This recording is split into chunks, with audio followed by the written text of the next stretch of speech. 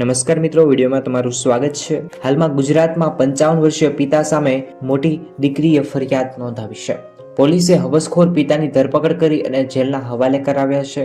પવિત્ર સંબંધને કલંક લગાડતી ઘટનામાં પ્રશ્ન ઉઠે છે કે શું હવે ઘરમાં પણ દીકરીઓ સુરક્ષિત નથી। અંકલેશ્વરના વિભાગીય પોલીસ અધિક્ષક ચિરાગ દેસાઈએ જણાવ્યું હતું કે આ કિસ્સામાં પોલીસે તપાસમાં નિવેદનો સાથે વૈજ્ઞાનિક પુરાવા પણ એકઠા કર્યા હતા અને આરોપીની ધરપકડ કરી છે। મામલામાં હવસખોર સામે દાખલો બેસી તેવો પોલીસ પ્રયાસ કરી રહી છે।